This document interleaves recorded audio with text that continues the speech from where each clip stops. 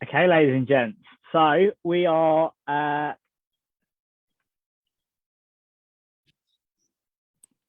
live, and congratulations to those of you that secured places on the flash sale. Absolutely bonkers as normal. Certainly keeping the girls in the office busy. So thank you for that. Going from one exciting flash sale to something that's even more exciting and incredible, we've got two big things to share with you today. So the first is we're welcoming our next property entrepreneur to the Hall of Fame, who's a very good friend of mine and the property entrepreneur, host and head trainer for the program, Mr Adam Goff. How are we doing, Adam? Good morning, Dan. I'm amazing. How are you doing? I'm very, very well, but I'm not as well as you, because the second thing is we have a huge announcement to make today. Something very exciting, something that's been going on behind the scenes for a number of months, and we're going to share this with you today. So I'm very, very excited. Initially, congratulations on making the Hall of Fame, Adam. We're going to share with everybody, there's multiple reasons why you deserve to be in the Hall of Fame. You've been a Property Entrepreneur of the Year award winner.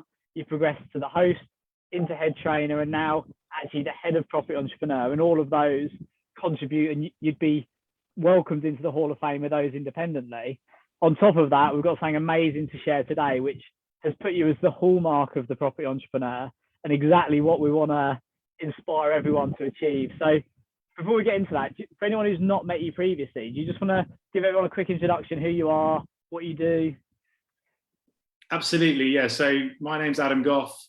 I founded a business called Capital Living in 2009. I'm based in London, and I've since scaled that up over the last 12 years. So I've been running that as well as being a property investor and helping Dan run Property Entrepreneur.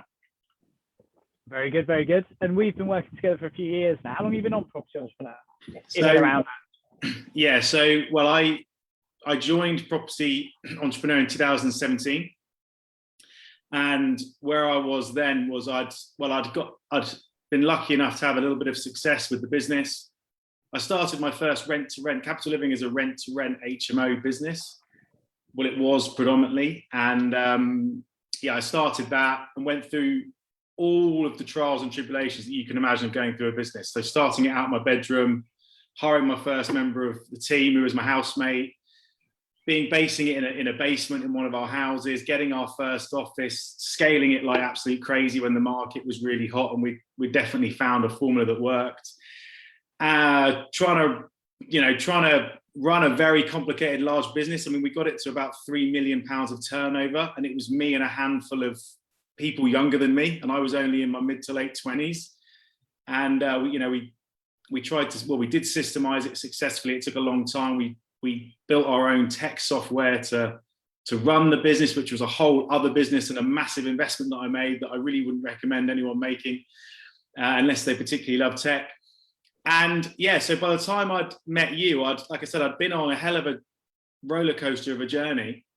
And I remember when I took my first house, I remember thinking, this is brilliant. We've cracked the business model. I figured out how to make money now in one rent to rent. And my business partner at the time said to me, well, how far do you want to take this? And I said, well, I want 50 of these. And that was going to get me the dream income and the life by design that I wanted. And about the time I met you, I'd got to the 50. I'd achieved the vision that I had when I set out as a 25-year-old.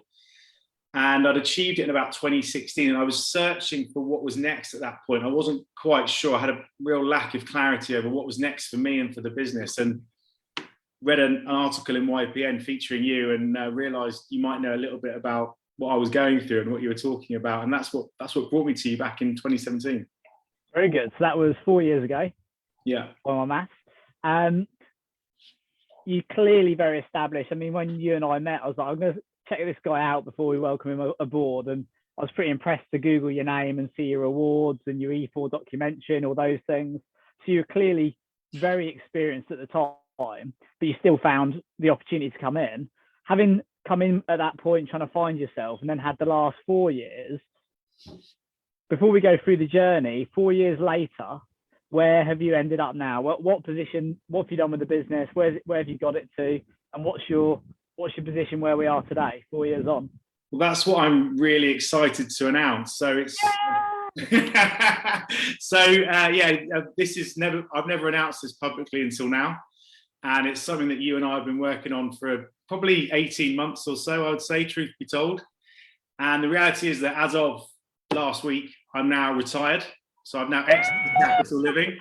I'm sure there's lots of the property entrepreneurs watching live giving you a virtual round of applause. Oh, that's amazing. Thank you, everyone. Well, anyway, I mean, it has been a hell of a journey. And so as of today, I no longer own Capital Living. It's got new owners, sold it to another company, some very capable property people, and they're going to take it on for its next chapter. So that's me. I'm out.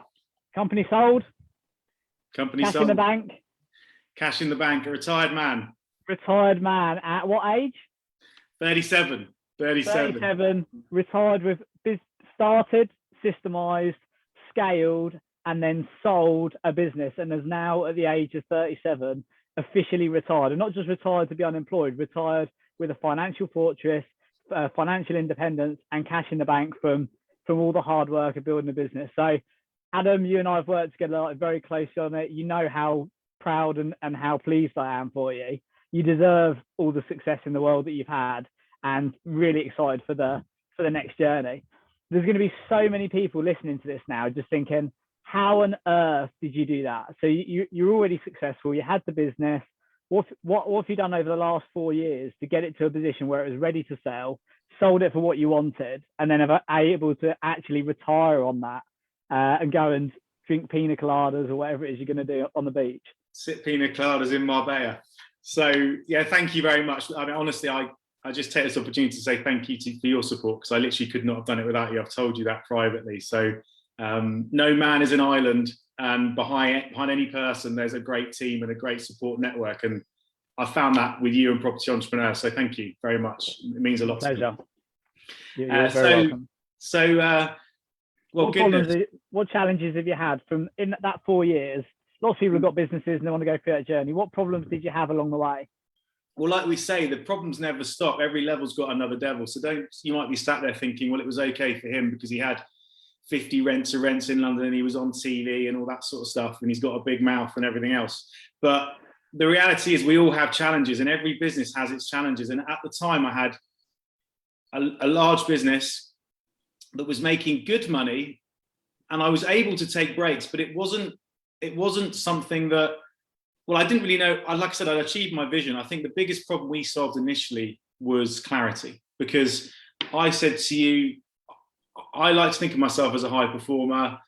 I always want to win everything that I do. We and you raced together even in the half marathon for charity, and I just wanted to win. You know, we're very similar. Lots of us are. And I said to you, I've got to go. I've got to grow the business, and I want to get into developments. And I was hungry and itching to keep pushing. And you said to me in one of our boardrooms, you said, Adam, more revenue does not equal more profit. And I said, well, what do you mean? He said, you need to think about the mountain of value you already sat on. And what that meant for me was actually, it wasn't about growing the business anymore. I'd been tuned that growth was bigger is better and growth was the only way forward. And actually what I did in year one was I just looked at every single expense line and how I could maximize every single income line. And I remember you and I texting about all the different ways I could make money in my business, all the lines, we were cross comparing to check we both had them. And all I did was fine tune that business, and I managed to increase the profits by 40% just by not taking another house, just by focusing on the bottom line, streamlining it, looking at the finance. And that was really the first thing that we addressed, to be honest with you. I think that was the first, if I remember rightly, that was why the board members awarded you Profit Entrepreneur of the Year, because you managed to increase profits by 40% without increasing any revenue, even potentially reducing some. That was exactly it. I was, and it was right in front of my face. And all of a sudden, so now I had this business of my dreams, and I'd actually, in a way, kind of shrunk it. So I had if you like, that sort of finance problem solved. And then it was, okay, well, I'm all about lifestyle. People that don't know me, I've taken December off every single year since I started the business. I've sailed the Atlantic. I've done ski seasons. I've become an instructor. I've been to Asia too many times than I can remember. I've got more air miles than anyone. And then it was like, right, well, I'm having such fun and this is so lucrative. I just want this amazing lifestyle. And to do that, we had to change the business. And I had a very small team. They were like a little band of brothers, and we would do anything for each other. We would have breakfast together and go and get drunk together. And I didn't want to be in the business all the time. I didn't want to be the center of the business. I wanted to try and get it down to 1 day a week where I could manage it remotely. So I was trying to have my cake and eat it, but it was a mission that I was up for. But if in order for that to happen, we had to change the business. I went from being in the business and instinctively knowing how it was doing by just being in it and feeling it, to trying to drive the business with data and scorecards, and like driving a car with a dashboard. So you can see the speed, you know which gear you're in. And that was a very painful exercise, because you again said to me, you said, Adam, if you want to do this, you've got to be prepared that your whole team are going to leave. And I said, there's no way they're going to leave. They love me. They love the business. There's no chance. And you said, it's like a snake shedding its skin. At some point, you're going to have to shed the skin. And yeah, it's taken about 2 years, but the whole team left. I totally reinvented the business. We changed the business model even. And I went from 5 full-time UK employees to an outsourced business model where we had people all over the world. It was much leaner, much less fixed costs. And this team didn't know the old capital living. They only knew the new capital living, which was Adam's based wherever. We always have to do a scorecard every week, and this is just the way it's done. And that was a big cultural change to get through, which we managed to also achieve. Put in a couple of bits out there, because I know a lot of people are going to be listening to this. I heard Rachel's interview that you did earlier in the week about the idea, and Rachel said for the first time in her life, she was able to take a week's holiday. And I remember on the board, your reward for the first year or second year was to sail the Atlantic and turn your phone off. So that was the target to get ready for the year. So many people listening to this are going to have businesses that they own, but they actually are more of an operator than an owner. And they need to be in there to see if people are doing a good job. When we shift gears and we step change and we do move from driving the car by the pedals like the Flintstones to being a high performer and driving it by the data and the dashboards, just to give everyone like a couple of like quick wins they could do, where what can they do to start to move away from the business without, if they feel like the parents leaving the kids at home for the first time, how can they start to step back from the business and have that confidence that things are happening without them being there? What are the key things that you put in place? Well, without a doubt, you need transparency as a manager. You need to understand management, and you need to put a management structure in place so that the drum beat. It doesn't rely on you banging the drum all the time. That they need the systems that they can operate, and you need the accountability with them that they can check in with you and you know what's going on. So I think the first thing is to structure it like that. To not have, lots of people won't have a structure, and it'll just be, well, I'll ask Adam if I've got a problem, or whenever I need Adam, he's there. I'll ask him. He's sat next to me. That's not the business of your dreams, where you can go away and sail the Atlantic and turn your phone off for 23 days. So you definitely need a management structure. And then I'd say that the next part, which we always talk about, is a KPI, 1 to 3 key performance indicators for each team member. And that's a number that person owns. It's the one thing, or 1 to 3 things, that if nothing else happened and just that happened, they just hit that target, that you would be okay. And for my business, it was, in sales, in lettings, it was the number of lettings or the revenue we had, the number of empty rooms. That was the one number that mattered. If we had that number right, to be honest, as long as the lettings team were compliant and everything else, the rest didn't really matter. So you need to set them up with a structure, and they need to know what's most important to you in the business, and then they can start reporting and trying to hit that target every single week, every single month, every single quarter.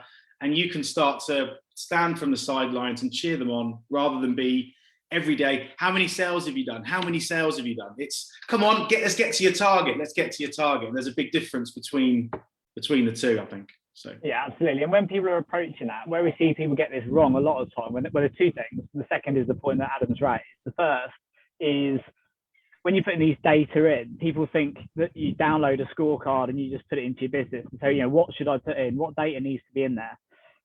The KPI isn't actually, it's what you need, but the focus is actually what is the key performance area? Like what part of the business are you trying to address?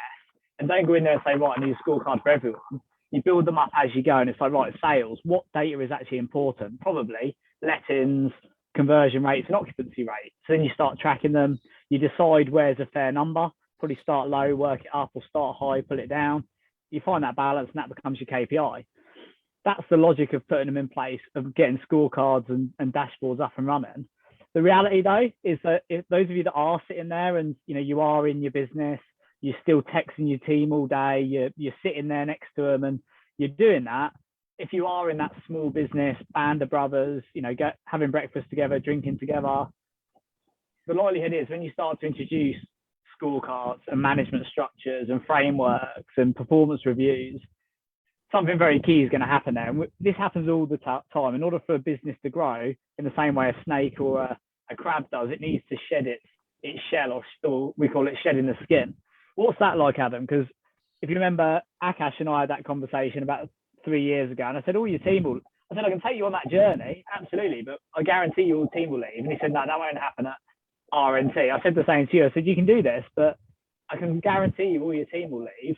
And I'm pretty sure you said, I don't think, what did you think? The problem is that you ask them, you say, this is what we're going to do. And it's happened to me twice in my business. It happened once when I had 2 team members and I sat them down on a roof terrace in Fulham and I said, everything's going to change. At that point, we had about 21 houses and I couldn't get any bigger because it was all me and everything was me.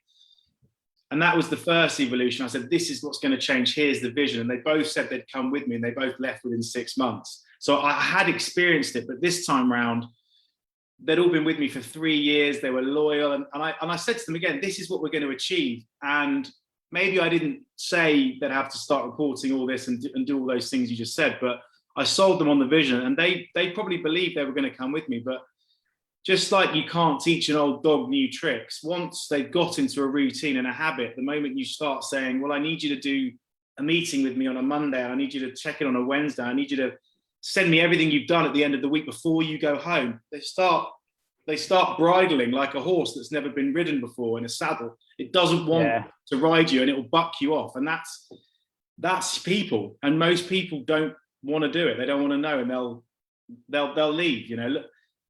That's the other thing. We're going to move on in a moment. That is the other thing. Is the worst thing about this is it's very difficult when your team leave, because you go from band of brothers, you're probably mates, your friends, your family, and great friends. As you scale up, it starts to it just doesn't work. No. The even more disappointing thing is it was all of your plan. It wasn't like one of you had this plan to do it. You all got there, cheered each other on, said let's go for it. And then when you realise the reality of what it requires, it often doesn't fit with the existing team that have come. They've come for trainers and tracksuits. They probably leave for the suits and the shoes. So anyway, there we go. A couple of key things there. What was the next? What would you say the next problem was? You got your profitability nailed. You then wanted to step change the business and get it more passive. You recruited the team, re-recruited the team, dashboards and data. Where next? Got some real high performers in, like recruited people in the right position with the right profile. So I had a really big hitter head of ops based in Cape Town who started running my business for me. Then I hired an estate agent who was locally, he was doing the London stuff.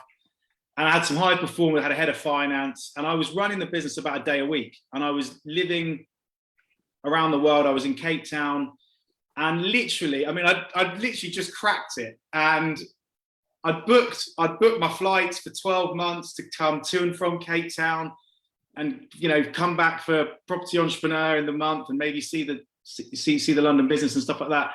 And then COVID hit.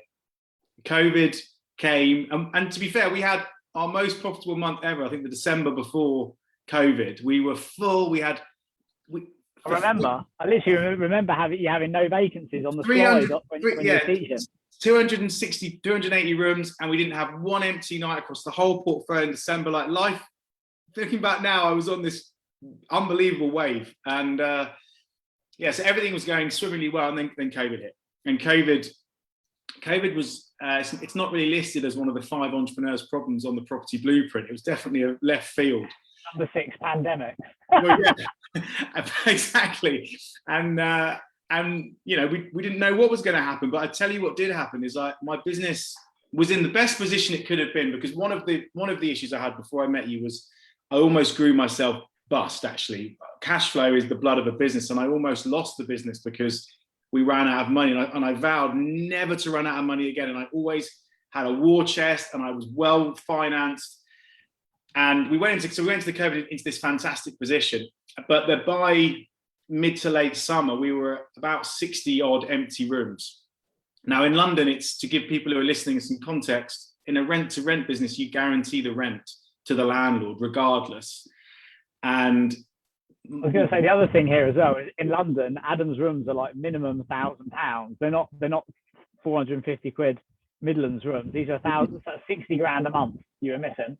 Yeah, so that was the point. It's like you guarantee if your costs are fixed to your landlord at, you know, a few hundred grand a month or whatever, 200 grand a month, and that you've got £1,000 a room. And when you've got 60 empty, it doesn't take a rocket scientist to figure out how much money I was suddenly not making, and actually pretty much losing at that point. So we were burning cash. So I flew back from Cape Town. I'd been in Cape Town the whole time, and rolled my sleeves up and turned the business around and did what every entrepreneur needs to do. A business is, I heard Elon Musk say this the other day, a business is like a baby. And when you have a baby, I know that I've ever had one, but you know, apparently you understand that the moment that baby is born, whatever that baby needs, you will give it. You will give it whatever it needs, whenever it needs it. And it's businesses like that. And so I flew back and got back into the business that I hadn't been, started letting rooms, which I hadn't done since 2014, and I was back doing sales and running around in the Fiat 500 and doing all the stuff that actually I was not bad at, and bit by bit, and actually it got pretty bad. And around the autumn, I didn't furlough anyone. The things I'm most proud of is that I didn't furlough anyone till Christmas, and I didn't miss one landlord payment. There was lots of companies like mine that went bust and told landlords they weren't going to pay them. We didn't miss one single payment. And actually, by the time it got to winter, I realized I had to furlough the team because I'd totally sort of reinvented the business and again, in a way. And I actually, at one point, I furloughed the whole team, and it was just me in London for about a month. And then I slowly brought back in costs as we were able to. I think this is quite an important point to pull out, because like, never meet your heroes. Like never meet your heroes. And one of the things I say on the board is never be too proud to put out the pens. If anything ever goes, and maybe I'm a little bit further removed now, but even up until last year, a property entrepreneur, there'd be things that happen, someone would go ill, whatever. I'll be the first person to roll my sleeves up and put the pens out. Like, rolling your sleeves up and getting in the trenches is the definition of a successful leader, not a failing manager. Do you know what I mean? It's like, as an entrepreneur, some days you'll be sitting there drinking your pina coladas. Other days you'll be there doing things that you thought you'd never be back doing. But fair play to you for doing that. And yeah, you flew back from Cape Town. I flew back from Tenerife. We were like, let's just get it done. Let's roll our sleeves up. Let's get it done, because when the good times are good, enjoy it. When the bad times are bad, make sure you get back to the good ones. Yeah, I was exactly right. It's whatever it takes. It's whatever it takes. Whatever it takes. There you go. Definitely. Yeah, I had people on the ground in London doing a lot of the dirty work for me, and you know, they were, and then in the end I just flew back, and basically, long story short, is over the winter I was running the controls, and I was in and exited some overhead from some people that we just didn't need anymore, and yeah, so, and then we were struck by lockdown after lockdown. Just at Christmas we just about got full again, and then we had another lockdown, and that was in Jan to March, which is a very quiet time in lettings. So it was pretty bleak. And then, but I was determined not to, you know, I just wanted to win. And by the time I sold the business, I always said I wanted to sell Capital Living on a high. I wasn't never going to just let it go in a bad state. It's been my baby for 12 years, and I'm very proud of what it is. And the cherry on the cake was really that about 3 weeks ago, we became full again. We actually had no empty rooms, and it had taken since December 2019 to get that back. And that's when I knew I was ready to sell. And been having conversations behind the scenes for some months, which we'll probably talk about now. But the ultimate reality was I'd got the business back. The market was just coming back. That was the time for me to step aside and to say, yeah, I'm happy with this deal. I'm ready to go back to Cape Town. I'll do whatever I want to do now. Someone else can run with it. And I left the business after a pandemic, leaner than it's ever been, absolutely lean and mean and full. And I was something I was very proud of.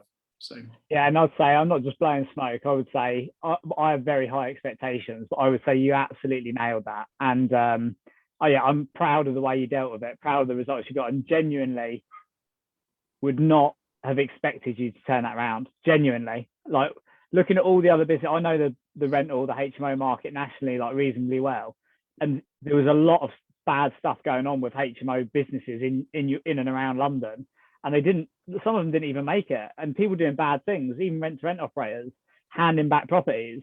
You didn't do that once, you made your payments, and the fact that we sold it with 100% occupancy is the fact that you sold it is the hallmark of an entrepreneur, but the fact that you sold it in the best shape it's ever been and given the buyers the runway to take it forward.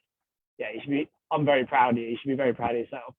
I'm delighted, and no one wants to catch a falling knife, so no one wants to buy a business that's on its way down. So I had to show it on its way up, and yeah, I just did whatever it takes, basically, and that's it. So let's come up to that then as the final challenge. So you managed to survive a pandemic, which like a lot of people haven't. Not only survived, but as we said, all the way through Property Entrepreneur, you thrived. The final challenge. How many people are out there thinking one day they would want to sell a business? How many people out there are actually going to achieve it? Very, very, very few. You're the second property entrepreneur board member, the second property entrepreneur ever in the history of been running it to systemise, scale, and sell a business on Property Entrepreneur.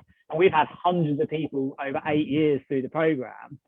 Those people are sitting out there thinking, what was that experience like? How did you approach it? What challenges did you have? Like, let's go on to that as a final challenge. Like, what was the experience like of actually mentally committing to selling it and then actually getting it gone?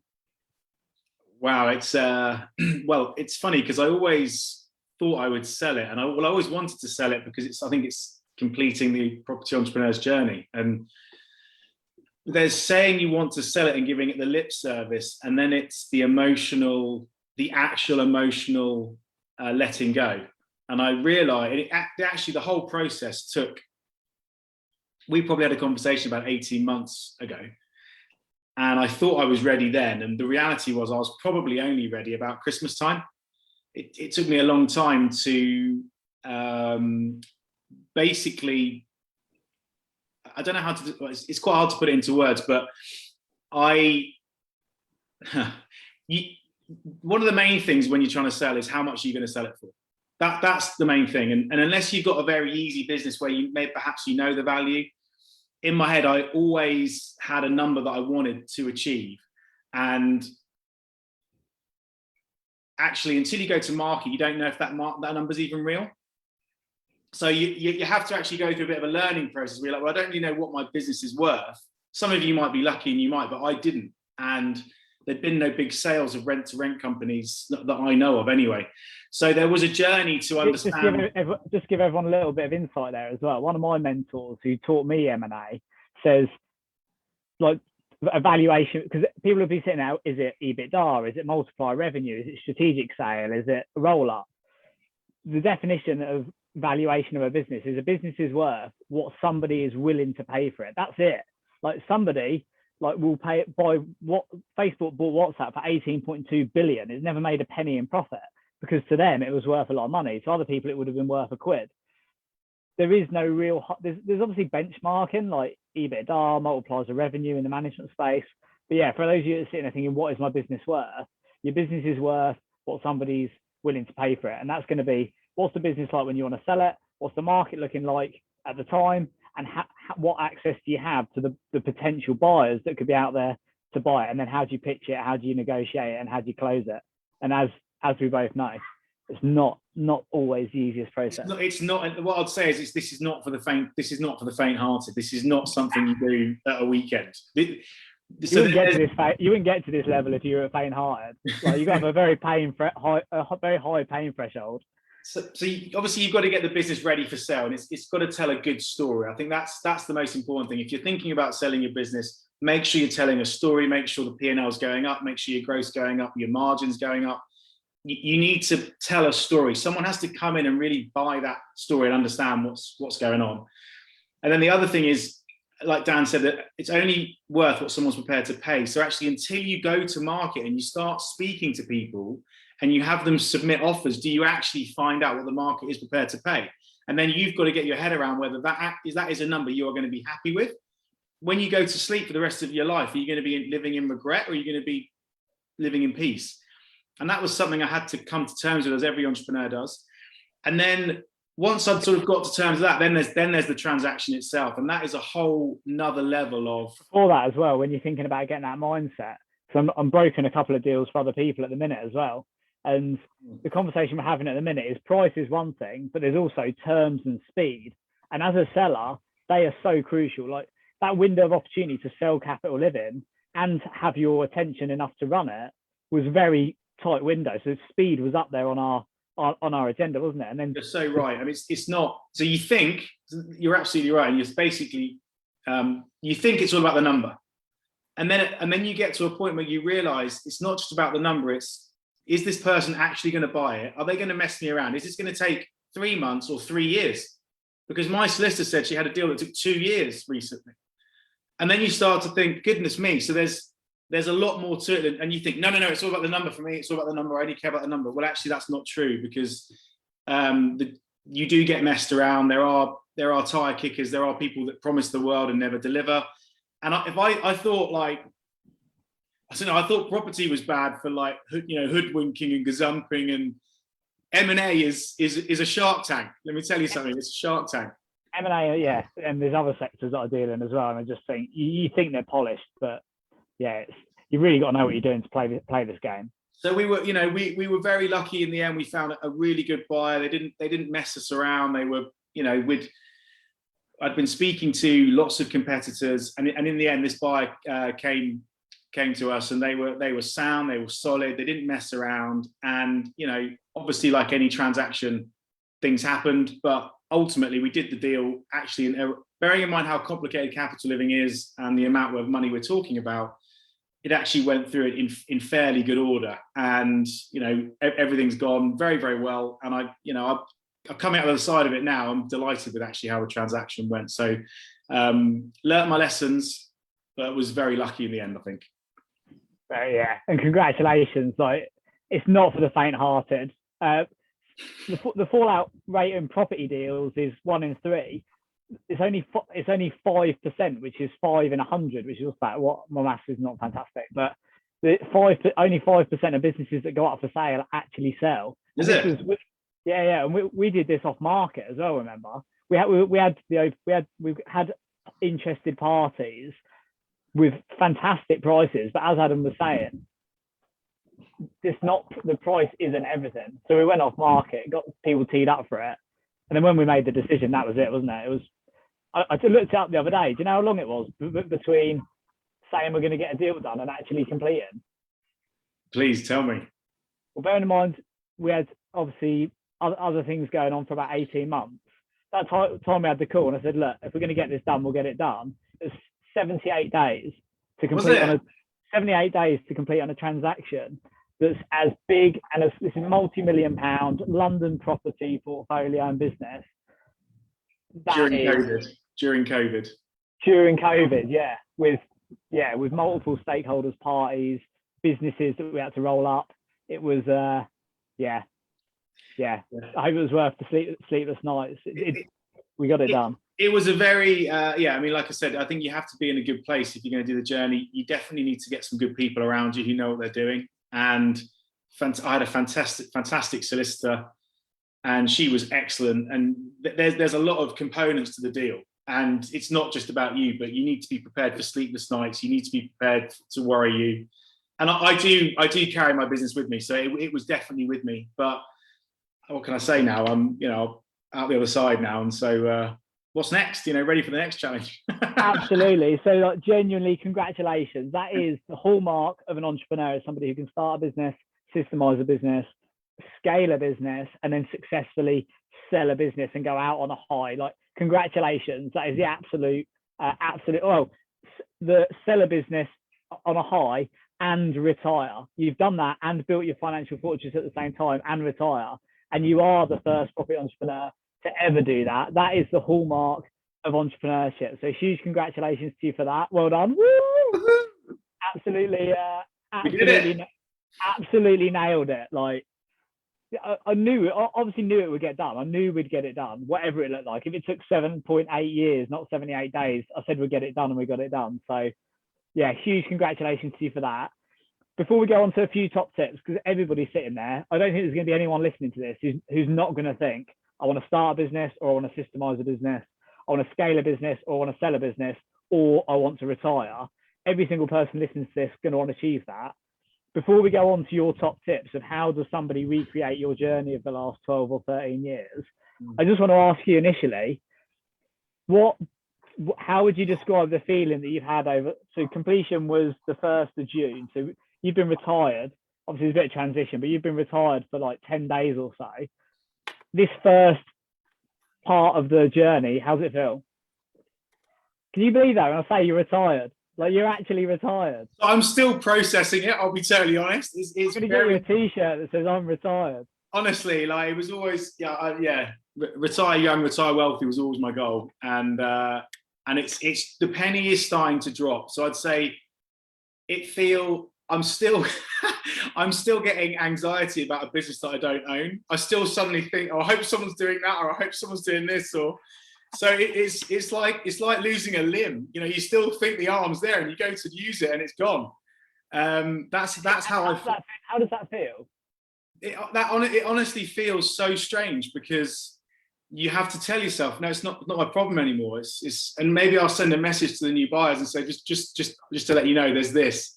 But that's it. I've been in we're so early on now. Ask me again in 3 months. But initially, it's handover. It's making sure they've got access to the bank. It's getting yourself out of the sort of tangled web that you're in. Do you feel like you've sold it? Yes, I feel like I've sold it, but I feel like only in the last couple of days am I starting to think. Now it's very strange, because I wake up in the morning now and I don't have that same adrenaline pump that's been going for the last however long. It's not there. And panic's urgency of like, right, what do I need to be doing? I need to be doing something. I've not got anything to do, and then you panic about the fact you got nothing to do. Yeah, I must, and I'm off, and it's really nice. Like the goal, one of the reasons, there's lots of reasons why I sold, but one of the reasons was to, have a different pace of life. Having hustled literally since I was 21, 22 as an entrepreneur, it was to not have that hustle just for a period, and I'll bring it back at some point, but it's starting to come. And to the last couple of days, I've really felt the difference, which is a clear head. It's a bit like being on holiday when you don't have anything to do and you can think clearly, and just savoring the moment a lot more. So I'd say it's still young.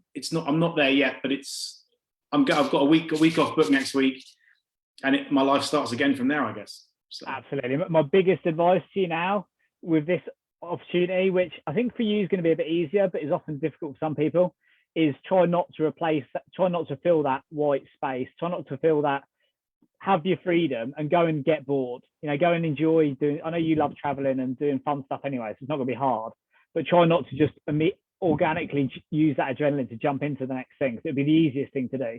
The next vision will find you, but you have to be open to receive it, really. My one rule is I've just got rid of a massive inbox, and I don't want to replace it with another inbox. Like, my inbox is now like 0. And it's so unusual. And I don't want to replace it with another inbox. So that's the rule. Good. Yeah. No deals, no investment, nothing that can create stress. Anyway, and yeah, just enjoy it. Like, you're going to get bored, and then you'll find the next thing once you've drunk your milk out of a coconut or whatever it is you do when you're in Thailand.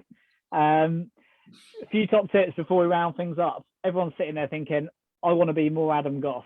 What are the 3 things you would recommend they do, actions, things they put in their life, top tips to take them on their way to try and follow in your footsteps? I think honestly, when I look back at Capital Living, the best thing about it was that we never had to worry about sales. And I think the number one advice is find a wave to ride. Like, and when I say wave, I mean something that's on the way up, something that's just started. If you think about the wave analogy, you're looking at the beach and you're thinking, which wave am I going to catch? You want to catch the wave early before no one else is on it. That's what it's like in business. And if you can find something that you like, that you're passionate about, that you probably think is obvious right now, because you like it and you know it, but not everyone else does, then that's the sort of thing you need to be getting into. If you can, find a wave and ride it, because Capital Living was, when I started, there really wasn't anything else going on. To me, it was obvious that young professionals needed a TV and nice furniture and all bills included, and toilet roll and socials with other housemates, so they could go to the pub and get to know the local area. But no one was doing it, but it was so obvious to me. And we had people queuing up to take reservation fees. I was taking reservation fees on houses we didn't even have yet. And a business is hard enough. It's so difficult to start and scale and run a business. But if you're not riding a wave, it's even harder. If you're going into pizza delivery, you're barking up the wrong tree. So go into something that's niche. If you're going to go into pizzas, go into sourdough with halal, something that's niche. Like, find something that no one else is doing, but it happens to be really popular because sourdough is a trendy thing, and do that. That would be my number one tip. Make sure you're on the right rocket, because it is a rocket, and you want to be going to Mars, not going into the ground. So building the back end of a business it doesn't matter what size company it is we build, the back end is always complicated. It's always involves systems, it always involves people. The last thing you want to do is put your blood, sweat and tears into a business and have to worry about making sales, and even worse, making money. The reality is most entrepreneurs spend their life building businesses that don't make money. Finding a wave, finding a niche, catching a wave means that at least there's going to be demand, at least there's going to be revenue, and as long as you get your positioning and pricing right, then it should be highly lucrative. Tip 2. You want to have the margin. Tip 2 is, when I was thinking about what I was going to say here, because I knew you were going to ask me for some tips, is find a blueprint to follow. When I started, basically, I'm a Blaze profile. I'm definitely a salesman. I'm not that intricate with the complexities of business. I don't know how. I'm not. You're one of my best friends. I've worked with you forever. We know everything about each other. I have no idea how you built Capital Living. Honestly. Because Capital Living is a complicated business. We're delivering loo roll and running socials, and we've got millions of utilities and thousands of bits of furniture and hundreds of members, and it's difficult. It's complicated. And for anyone, it's almost impossible for a Blaze. And that's not your natural energy, but credit to you. So find a business model that you can copy or that you can run, but find a blueprint of how to run your business. And what I mean by blueprint is, there are millions of entrepreneurs across the world that have built businesses, and there are ways to build a business. You do not need to reinvent the wheel. There are people that have been there, they've done it, they've got the t-shirt. People like Dan, but not just people like Dan. There are blueprints out there that you can follow. You're not alone. Don't do it by yourself. Don't think, how do I run a management meeting? There's someone who's already blueprinted it. Don't think, how do I hire? There's already someone who's done it. And if you can find a way to run your business with a blueprint, it's a bit like a franchise. It's a bit like someone saying to you, there's a Subway franchise. All you've got to do, or even better, an example is a McDonald's franchise. Come to McDonald's University for 3 months, which they make you do, by the way. Even if you're a multi-millionaire and you bought a McDonald's franchise, they'll sit you down and they'll teach you how the burgers get cooked and how the buns are delivered and how to say hello to a customer. And they teach you how to run that business. And you may think, well, that's fine, but I don't want a McDonald's franchise. But the reality is that whatever business you're in, you can run it with a blueprint. There's a way to run a business. And I was running it using another blueprint before I met Dan. And then when I met Dan, I started using the Property Entrepreneurs Blueprint, and it's tried, tested, and it's worked. And lots of blueprints work. We know our one works. Dan created it. It's absolutely bulletproof. And it's the one I'm obviously most in favor of because it's given me the most success. So just don't go out there and reinvent the wheel. Find a blueprint and then use it. Don't try and change the way the burgers are cooked. It works. Do it that way and forget about it. Focus on all the other stuff you got to focus on. Without a doubt. Like, whether you want to do a body transformation or you want to bake a cake, anything, you want to fix a car, there's no new problems. Somebody out there has done it before you. Like, it's going to be hard enough to crack it. It's going to be almost impossible if you don't have the instruction manual with you.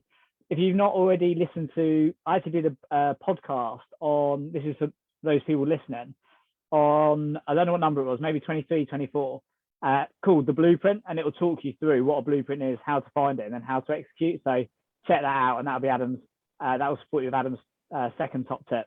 Nice. Last but not least, third top tip: send people on their way. Right, last but not least, and this is all about selling, because I think, like I said, when I was trying to articulate what it was like to sell the business, it's this thing that people dream of, but I'm not sure many people are actually honest about it, have had a really honest conversation with themselves. And that's what I meant about this emotional gap between where you think you are and where you need to be to actually sell it. And this tip is all about, are you building a lifestyle business or are you building a performance business? You need to get very clear on what I mean by this is you need to be very clear on whether this business is something that's going to pay you some money, you're going to enjoy it, and it's something you're happy to run, potentially sell at some point, but it's only going to go a certain way. Or are you playing for a big exit? Is it, I'm going to roll up all the profit every year, I'm going to keep, in Capital Living's case, I'm going to keep reinvesting in houses and roll it up and roll it up and roll it up and roll it up and go for a big, big payday. And I think they are two very different paths. I don't think you can have your cake and eat it. I think that you need to be very, very honest with yourself about whether you're going to take cash off the table every month and then potentially sell it for a number, or whether you're going to roll it up, roll it up, roll it up and go for world domination, this big, bad, scary business, and hopefully get this huge exit. And clearly I think there's a bit more risk in the second one if you're going for a big, big exit, because that payday may never come. It's all or nothing. Like that, it's all or nothing. Things might change. I was honestly, the reason this came to my head is because I was speaking to another entrepreneur yesterday in a similar space to what I was in, Capital Living, and he's been rolling it up for 10 years. And I thought, goodness me, you've not taken any money off the table for 10 years. And I hope for you that this sale goes through. But if it doesn't, you've come away with nothing. And I was glad that even though I built a credible big business, every single year I made it profitable. And I basically hedged my bets. And I tried to have my cake and eat it, because I was like, if it all ends tomorrow, I'm happy with what I've built. And during COVID, it almost ended. And I was having conversations with Dan and the board. And I was, in my head, I'd accepted that I might lose the company. But I wasn't going to lose my personal wealth at that stage. I protected my personal wealth. And I was happy with where I was. I'd honestly made peace with it. If I lost it, I was good. So for me, selling the business after being in that position where I was happy with where I was just a bonus, because I'd had my money out of the company all the way through. For 12 years. I'd been milking the cow, taking money off the table, building my personal wealth. And then to sell it was like a golden check. When you leave work, you get a big payout at the end. It was a Brucey bonus, and I was delighted to take it. And I was happy that I built that type of business. So be clear, is it lifestyle and milking the cow, or is it, no, I want this huge exit that may never come? And both are right, but be very, very clear about what you're doing, because you can't do a little bit of both. Yeah, agreed. Probably a couple of bits to pull out there. So, well, three things. One is the different types of businesses. So the business you build will define the life you lead. Cash flow businesses, profit businesses, asset business. Adam was lucky enough to have built a cash flow business that made lots of profit and also had an asset value in the management contracts and the software and the tech. So he was then able to sell it. That really is the best of both worlds. The second is, when you understand how to create wealth, you build that cash flow business, you make yourself, a couple $100,000 a year, £500,000 a year, you cash flow it, but you don't spend £500,000 a year, you spend $100,000 a year, and then you save and invest 400. And then by the time you're tired of running this noisy cash flow business, you've used that profit to buy enough assets, which is what Adam has done, which now provide guaranteed income for you passively from assets that you own, rather than a business you have to operate. And then it allows you to sell the noisy cash flow business. And the final point on that is, on the way up, you don't bleed it to death and then sell it when you're a motivated seller or you're exhausted. You time it right, like Adam has, and then you can sell the business. You can capitalize on that. The business can go on to the next level under a new set of legs and fresh blood, and you can retire on your financial fortress and go off sailing, go to Thailand, and I'm not sure where we're going yet. Wherever we're getting on a flight to go somewhere. When they let us out. Yeah, literally. I think it was like the fourth. If there's anyone out there with a spare bedroom in their holiday home, let us know. We're coming. So yeah, as soon as we get over the border to celebrate, we'll be there. So hopefully everybody got value from that. it's hopefully you enjoyed talking about it. It was very rewarding to hear you talk about it and go through the journey again. And would you say that's been a long 4 years? Like, I can remember the first time I spoke to you, and I can remember all the things that we've done since then. I can remember all the ways we've looked since then. I look at some of our younger photos, I'm like, that was 4 years ago. We probably look better now than we did then. Yes. Would you say it's been a long 4 years or short 4 years? I'd say it's gone in a heartbeat. Yeah, it has. And also so much has happened. Are you happy with how it's ended up? Very happy. It's the way I couldn't have hoped for more, actually. So yeah, I was always going to sell the business. I had a 5-year plan, I think, and I think what are we now, 4 years in, so it's pretty much the time. And yes, like I said, for me now it's on to the next thing, and it's always what I wanted to do. I wanted to retire in my 30s. That was just something that I always wanted to do for myself. And yeah, just again, thank you to you, and thanks to everyone as part of this community, because it motivated me to have a network of peers, and not just people on the board, but everyone in the community, all doing their thing. It gave me a new lease of life for the company, in all honesty, because I was in a little bubble. And if you're running a business by yourself, you don't sometimes realize how lucky you are and how inspired you can be until you see other people who are inspired and happy and loving it. And you think, God, that's actually what I've got. And so it's great to do it together. I think I said to you early on, I never wanted to do this by myself. And one of the challenges I had was that I was running it by myself. So I definitely felt like I got a load of business partners and friends who picked me up and when I needed it and helped me get it over the line like you did. So thank you. You're very well. Honestly, it's my absolute pleasure. And even when the days are bad, it's just part of the journey, isn't it? I don't think in the last 4 years we've done a day's work. It's even when you're rolling your sleeves up and you're in the trenches, some masochistic part of our entrepreneurial blood quite enjoys it. And as long as we get out, as long as we don't overdo it. It's been a genuine honour to work together over the last 4 years. I couldn't be prouder of your exit and your newfound retirement. Get the next couple of weeks of recharging under your belt, and then let's get on a plane. Let's go somewhere nice, and we'll do another interview face to face with just general life chat and put the world to rights, shall we? I'll have to check my diary, but I'm sure I can fit you in. That sounds fantastic. Yeah. I get the impression you're going to have plenty of time. Thank you, everyone. Thanks, Dan. All right, congratulations, Adam.